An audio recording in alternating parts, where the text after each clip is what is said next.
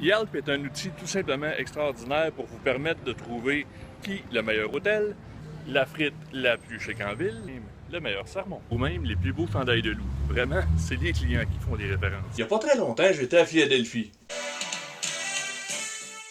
Je me lève un matin, je cherche près de mon hôtel le meilleur restaurant avec la meilleure ambiance, la meilleure bouffe, les meilleurs prix. Et oui, à quelques centaines de mètres de là, je suis tombé sur le meilleur diner qui était une institution dans la ville de l'amour fraternel. Si j'avais pas utilisé Yelp, je serais passé assurément à côté d'une belle expérience gastronomique.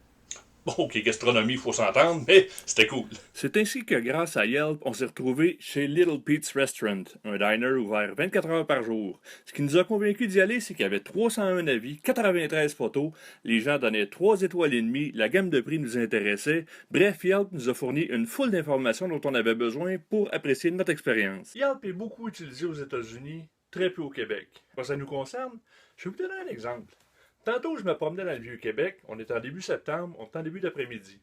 Et j'entendais beaucoup parler en anglais. Et oui, les touristes viennent chez nous et les Américains consultent Yelp.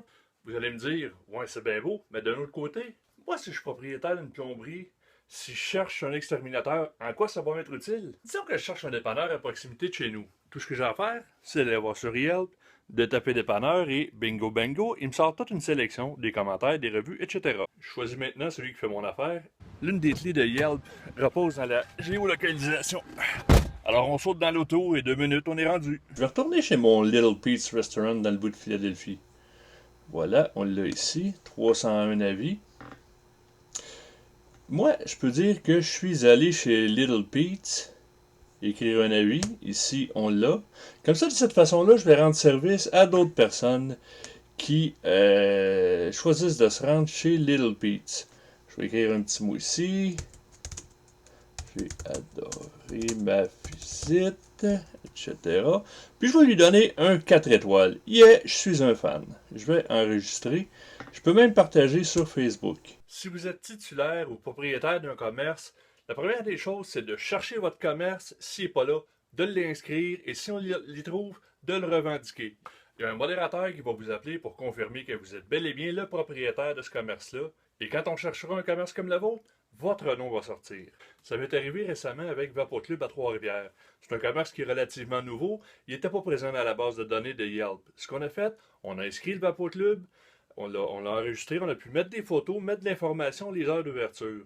Maintenant, à Trois-Rivières, Vapotube a une bonne notoriété.